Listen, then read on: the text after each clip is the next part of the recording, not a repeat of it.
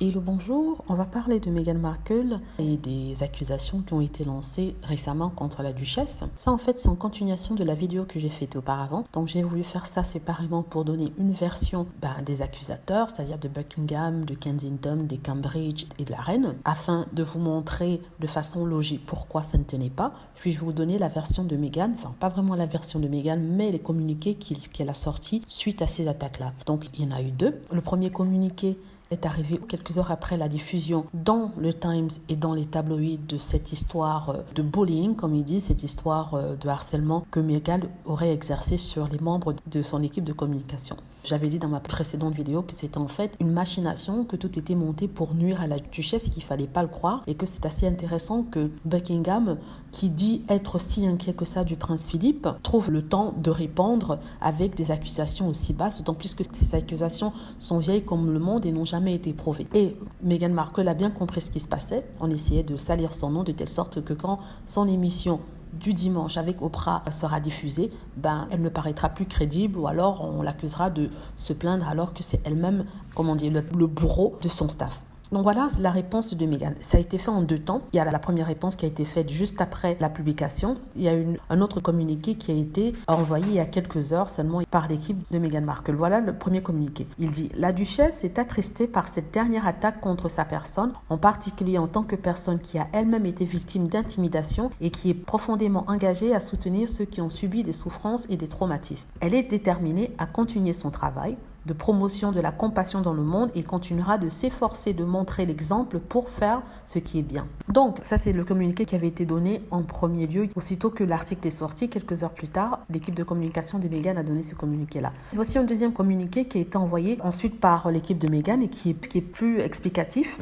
et ça dit ceci. « Nous sommes déçus de voir cette représentation diffamatoire de la duchesse de Sussex rendue crédible par un média. Ce n'est pas un hasard si des accusations déformées datant de plusieurs années visant à saper la duchesse sont remises aux médias britanniques peu de temps avant qu'elle et le duc ne parlent ouvertement et honnêtement de leur expérience de ces dernières années. Dans une lettre de réfutation juridique détaillée adressée au Times, nous avons traité ces allégations diffamatoires dans leur intégralité, y compris des allégations fallacieuses concernant l'utilisation de cadeaux prêtés à la duchesse par la couronne. Là, il parle en fait du cadeau que le roi d'Arabie Saoudite aurait donné à Meghan Markle et au prince Harry après leur mariage. Là, il est très explicitement dit que c'était faux, ce qui a été raconté. Ce qui est intéressant, c'est que Time n'a pas publié la réponse de l'équipe de communication de Meghan Markle. Ils ont expliqué ce qui se passait à Buckingham, comment une source aurait contacté le Times pour leur parler de cette expérience des 3 personnes qui auraient été intimidées par Meghan Markle alors qu'elle travaillait avec elle. Donc, on parle d'une source qui aurait pris l'email que Jason North aurait envoyé à un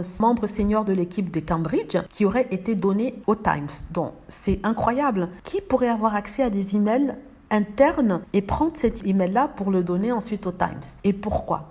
Ça vient directement de la personne qui a envoyé l'email. On parle bien sûr de Jason North et de sa petite équipe, de ceux qui sont aux alentours et l'équipe des Cambridge. Donc, pourtant, on nous dit que oui, la famille royale ne répond pas, n'explique pas et ne se plaint pas. Pourtant, là, on voit très bien que l'équipe de la famille royale a envoyé cet email au Times Magazine pour s'assurer que le nom de Meghan Markle soit sali. Alors, il y a aussi une chose assez intéressante. J'ai regardé une émission ce matin qui s'appelle Good Morning Britain. C'est une émission avec Piers Morgan. Dans cette émission-là, il avait invité un panel de personnes pour discuter justement de cet horrible comportement de Meghan Markle, et il a interrogé Chris Shipp, qui est en fait le correspondant royal pour la chaîne ITV. Si vous vous souvenez, j'avais déjà parlé de lui en disant qu'il disait toujours des choses horribles sur Meghan Markle, il ne prenait jamais son parti et il était toujours de très mauvaise foi. Or, il se trouve que durant leur conversation, il a révélé quelque chose d'assez intéressant. Il a révélé que, en fait, les soi-disant victimes d'intimidation par Meghan n'ont pas elles-mêmes déposé une plainte. Or, c'est monsieur Jason North qui s'est senti soi-disant obligé d'aller déposer une plainte pour elle. Et quand elles ont réalisé en fait qu'il avait déposé une plainte pour elle,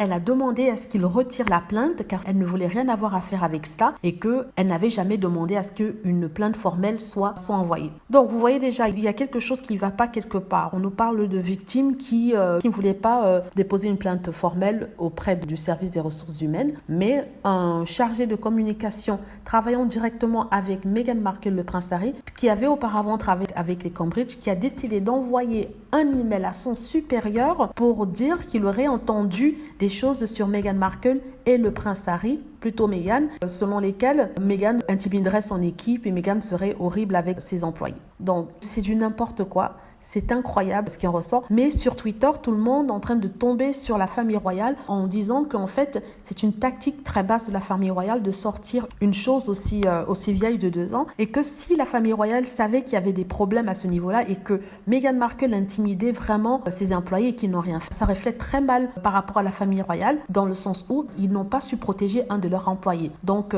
là, ce n'est pas Meghan qui ressort mal, c'est la famille royale qui ressort mal parce qu'ils ne protègent pas leurs employés. Et il y a d'autres qui disent en fait que ce sont les mêmes tactiques qui avaient été employées pour la princesse Diana. Donc je me rappelle que Diana, à l'époque, s'était plainte dans son interview avec Panorama, s'était plainte en fait que Buckingham Palace faisait courir la rumeur selon laquelle elle avait des accès de rage, qu'elle était horrible avec son staff, que plusieurs membres dans son staff avaient démissionné à cause d'elle, quelques mois seulement après son mariage avec le prince Charles. Et tout ça correspond à peu près à ce qui est dit sur Meghan Markle. Mot pour mot, c'est la même tactique qui est utilisée pour pouvoir salir le nom de Meghan Markle. Il faut être complètement stupide pour ne pas voir cela. Voilà. J'espère que vous avez aimé la vidéo. N'hésitez pas à cliquer sur like si c'est le cas, à vous abonner pour plus de vidéos et à cliquer sur la petite cloche afin d'être averti lorsque je poste une nouvelle vidéo. Merci.